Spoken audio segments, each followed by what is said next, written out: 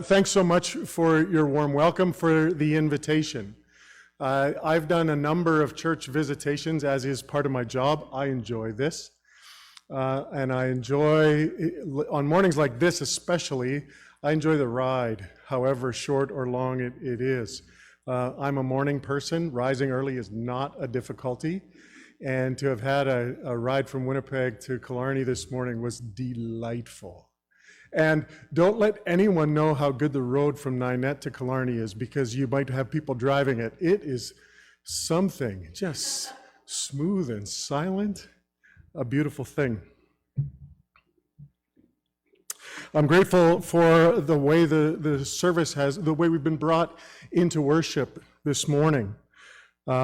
Teresa having read the full psalm. It's a song, Psalm 46, chosen because the first verse, 46 verse 1, is the scripture text for MCC's scripture cards. Postcard-sized cards distributed to staff and service workers around the world each year. And the year that's coming to an end has had this verse. And I want to draw some thoughts from that verse, and in fact from the whole psalm, as a backdrop to some MCC reporting, particularly Manitoba reporting, but also some reflective thoughts that will draw us into corporate contemplation, meditation, and worship, but also offer some individual thoughts that are personal to me. Now, that's risky because I come into congregations as a visitor, and I don't know your context. And so I pray fervently that the words of my mouth and the meditations of all of our hearts that began, as Linda said, before this morning, in preparation for this morning, are holy. That sounds aspirational, but at least acceptable to God. And so if my thoughts tread on tender shoots in this congregation, I'll trust you for forgiveness. It's innocent, even if it's harmful or hurtful. The premise I want to take is that this verse 1 of 46, is a verse of profound promise. There's a promise for help that's described as refuge and strength, and it's promised in the context of trouble. Now, the psalm goes on to give some images, poetic images, that can be quite concretely real. The earth quaking and mountains falling, water roaring, not this summer on the prairies, in many places, and the mountains falling into the sea. These are epic images of trouble. I think they're given to put to mind, they're symbolic in order to bring to mind those troubles which are nearer to us, personal and corporate. I don't just mean this congregation, I mean in the church widely, in society widely. We can understand that God's help available to us is refuge and strength, and that it's ever present for our troubles. Now, the psalmist goes on to speak about this help, refuge and strength, bringing about the destruction of the ancient instruments of war, the sword, the spear, and the shield. So this sends me into a good feeling about myself and my faith heritage. You know, this is the kind of psalm that can make you feel good about being part of a peace church like the Anabaptists. That it's essential from the ancient texts of the Old Testament into the more recent texts of the New Testament that our following after God is a nonviolent, peace-making, building, pursuing faith. And I feel it's core to my faith personally and ours collectively. Though I acknowledge that the vast majority of the Christian world does not insist on nonviolent peacemaking. We'll just hold that for a moment. The pivot between trouble and help comes in verse 2. And it's the first phrase, therefore we will not fear. Now, it was Teresa, was it Teresa or was it Linda confessing things like this? It was Teresa, wasn't it? Are fear-inducing. Certainly they are. So I'm given to think that the notion isn't that I could live the rest of my life fearlessly, but that in the moments when I have fear, I'm given pause to lean into the fortress of strength that is available to me, such that I don't act out of fear in spite of how I might be given to feel fear.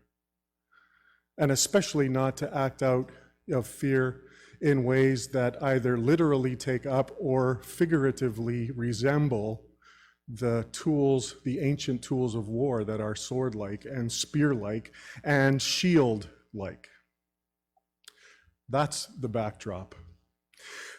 Trouble in recent months, like you have experienced in your own way, for MCC Manitoba has been trying to adapt to the necessities of COVID.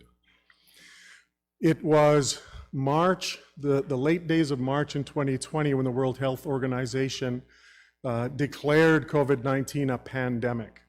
It coincides with the end of MCC's fiscal year, which is March 31st. So in those last days of March, the MCCs in Canada and the US come to the last approvals of annual plans and budgets.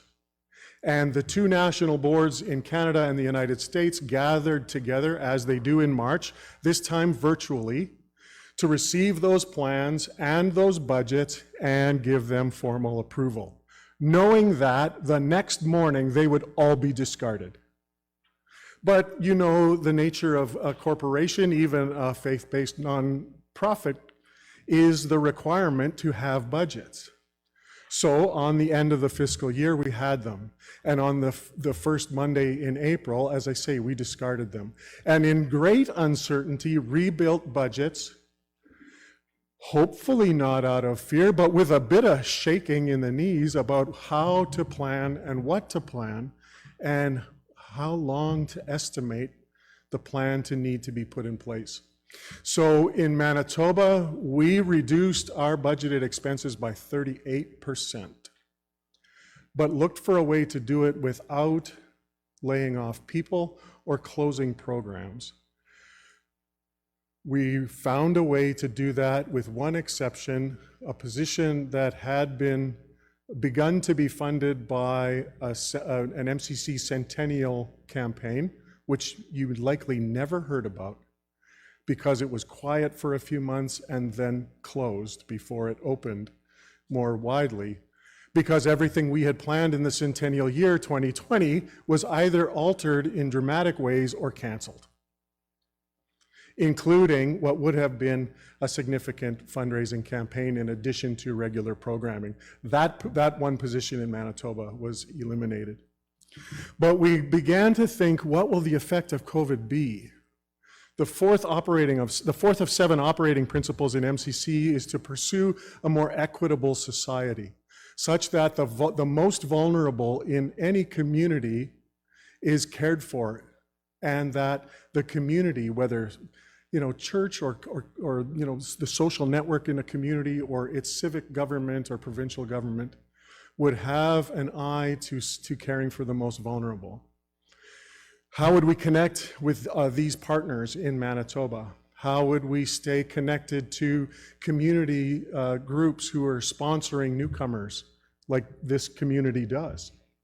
How would we stay connected to circles of support and education in abuse response and prevention?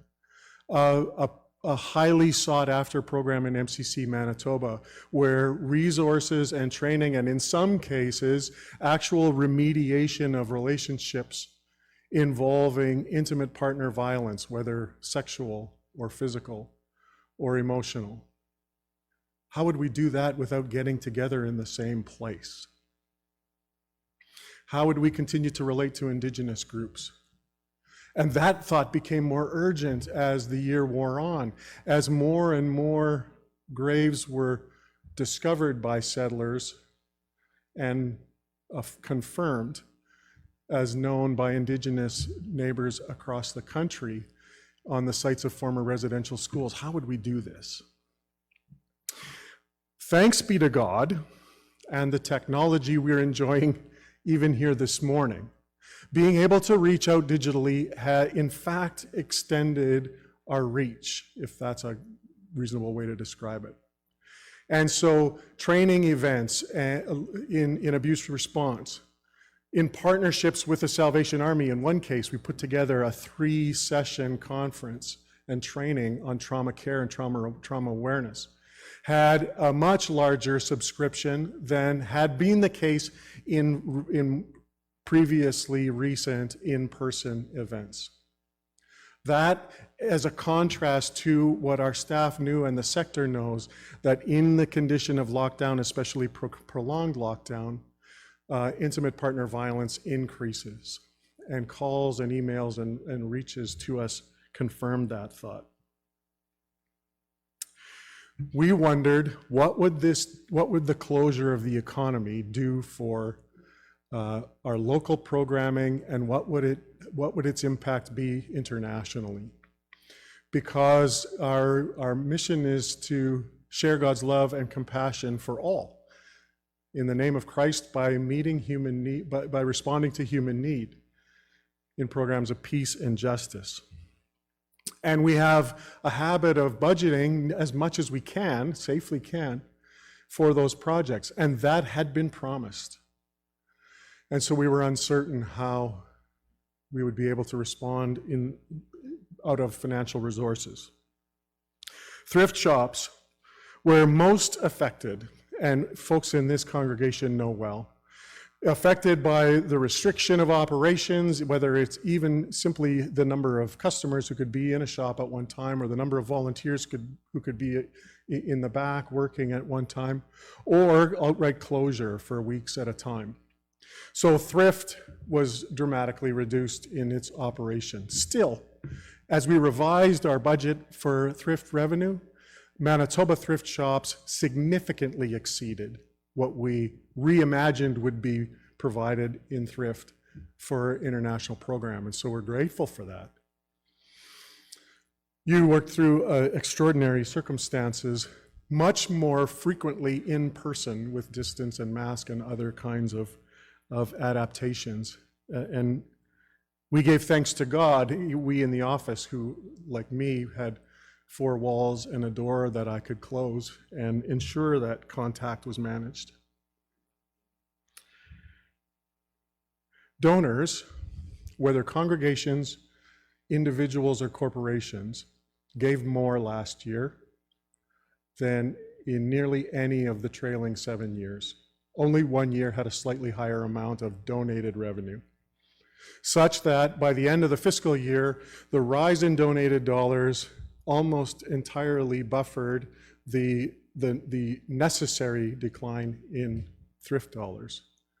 And so programs have carried on, and we've positioned ourselves with strength to be in a good position in the current year to see how that might ebb and flow, since COVID-19 ebbs and flows even today.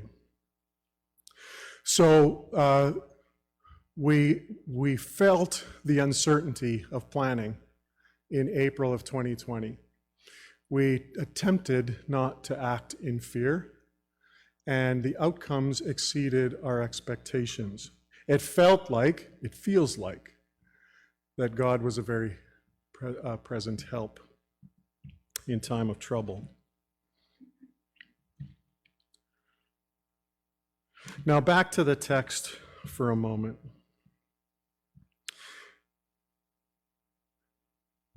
God's help is available to us in order to alleviate our fear, in spite of quite naturally fear-inducing circumstances, whatever they might be. His promise is to destroy the ancient weapons of war, the tools that we might choose out of fear in response to the trouble we're in. Now, I've never held a sword or a spear, nor a shield. I've scarcely even held a gun except, to hit a target for fun because my son believes that that's fun. He's right, actually. But I don't reach to ancient tools of war, but I have other tools that I reach to in fear.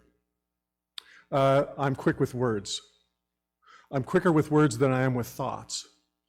And when I am fearful, those words are weapons. I've encountered that more often than I care to confess to you. I have thoughts, though, that sometimes come before I speak. And when I think of the context that I find myself in, I'm leaning into different help from God than I once did. I remember vividly the experience of my youth. I think it was typical because over time you hear folks confess the experiences of their youth. And I leaned into God's help in those days to protect me from sort of the marquee list of temptations, right? That my sins, which were a yielding to temptation, the sorts of things that are self-indulgent, that have a risk of becoming addictive, and are difficult to talk about. You know, things like, well, addictive substances that are celebratory and then suddenly they're tragic. You know, booze, drugs. Never touched them. I had a great friend who said, Darryl, don't do them. They're awesome. Because he knew what would happen if he thought he knew what would happen if I stepped into something awesome and dangerous, that it would take me down the path. We struggle to talk about those. I thought, Lord, protect me from these temptations, lest your grace be overextended, be tested too much to land on me. I think that's kind of common in the younger years of one's life. As I've grown into what I hope will be the middle of my life, I'm 54. I don't wish to live to 108, but 85 or 90 would be nice. So if I'm in the second half of middle years, I've come to receive this script, this psalm differently. I'm now much more concerned about the way I hold the things that I believe are true than the temptations that still feel kind of real that I might risk to fall into. I said I like this Psalm 46 because it's a defense or an apologetic for a nonviolent peace position as a follower of Christ. And it makes me crazy that the Christian world doesn't. It makes me crazy that every U.S. president in my lifetime has had a prominent evangelical leader pray blessings over the actions of the President of the United States.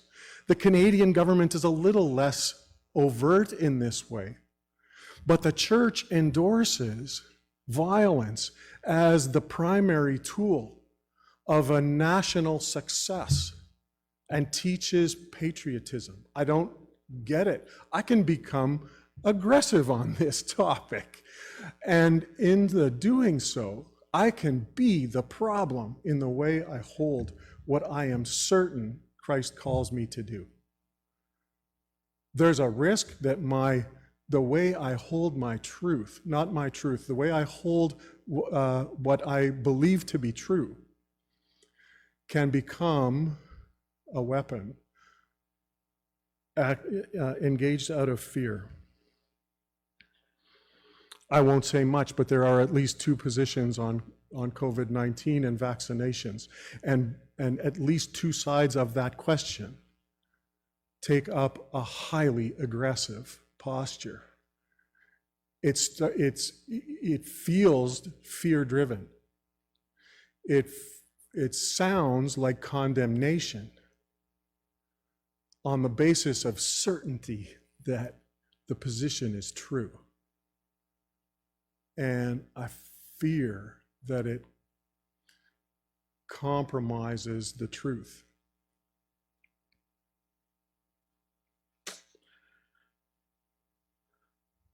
In my personal life, my prayer of confession to God is that the manner in which I most firmly hold what is true does not betray the truth that I seek to hold, and thereby betray the name of Christ and the honor of God, and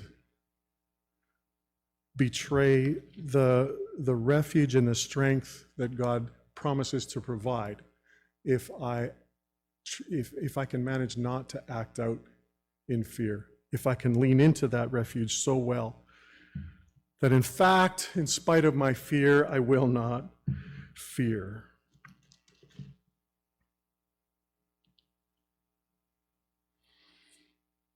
A story to exit from this time of sharing. Our AGM was Thursday night. It was successful insofar as it accomplished all of the necessary business of a nonprofit corporation, and it elected a couple of board members at large, and so the business happened. Of all the things that I think have had advantages added by virtual connection, I'm not sure annual meetings are the same. We were only virtual. No one was in the same room. No two people, not even the group of us who were on the stage were in the same building, none of us. It meant that the procedures had to be highly controlled digitally and, all those things. So questions came via chat, not face-to-face in voice. We got it done. The richest part of the night was a sharing by Carrie Sainer Harvey, who is our coordinator in Indigenous Neighbors in MCC Manitoba. He holds at least 15 formal relationships with Indigenous organizations, partnerships, ministries across Manitoba on behalf of all the member churches. And he told a terrific story, a moving story. He had a friend called Randy from Puckatawagan. This is a number of years ago, when he and his wife, Jennifer, were located in Cranberry Portage near Flin Flon. And Randy was an alumnus. That's not the right word. That's not the chosen word. He was a survivor of the Guy Hill Residential School near the Pas. And Randy and some school mates would gather each year, every year in summer, at the site of the former site of the Guy Hill School. And Randy invited Carrie to go along one year. And Carrie was grateful for the invitation and went along, and was surprised to find that the site of their gathering, the former school, is little more than a clearing in the bush. There's nothing there, said Carrie. There's scarcely 2 stones piled upon each other to demonstrate where the foundation of the building was. And Carrie, being the only non-Indigenous person in the group, began to wonder, why did they do this? And he asked Randy, why do you come back to this spot every year to remember abuses, some of which he'd told to Carrie, others of which they shared in conversation, as they also shared stories more recent that represent growth in their life, that represent happiness, that represent shoots of new life. But they still gather each year. And he asked them, why do you do that? Why don't you just leave this site and those experiences behind? And Carrie said Randy wisely didn't answer him.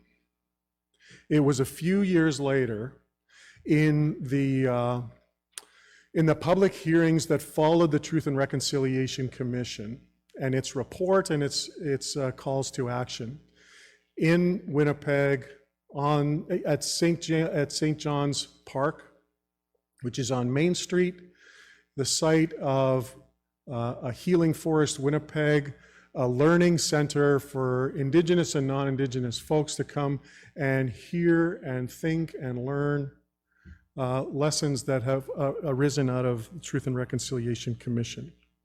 And at the time, Senator Murray Sinclair spoke to the gathering there. And he referenced the very same question that Carrie asked his friend Randy at Guy Hill. Said Senator Sinclair, I'm asked over and over again by non-Indigenous folks, well-intentioned folks, who ask, why can't Indigenous folks get past those experiences? Why can't you just move on to something new, something better? And before I give you Senator Sinclair's answer, I think about how frequently the lives of my grandparents are vividly present in my own life, weekly. It's probably not daily, but it's weekly, where I recall something my grandfather said, or something that he said so often in my childhood that my mother has given those words to me. My mom reminds me often that Grandpa couldn't wait to see when I became a preacher. I don't remember him saying that to me, but my mom knows that I told him, Grandpa, I'll never be a preacher. I don't think he ever stood in a sanctuary where I spoke, if in fact I've ever preached. But I think of how vivid the lives of my grandparents are in my own life, how important their experiences of struggle, but ultimately of achievement, of flourishing, a life of enough, a life of descendants who are mostly healthy in their life. And this is a weekly presence for me. How different would it be if their lives had been tragically interrupted? Would that experience echo in my life as frequently and as deeply as the blessings I take in the echo of my grandparents' life? And so Senator Sinclair said to the gathered audience, you ask me, why can't we leave it behind and move on? I ask you instead, why can't you always remember? And I was given to think that out of fear of what it might mean to reconcile with Indigenous folks, what it might mean to animate the fourth operational principle in MCC, to work toward a more equitable society. What would it cost me to do this? And if wanting to forget it is part of the way I think we need to go, then maybe wanting to forget it is a fearful enactment of something good. And then maybe my fear causes me not to do good.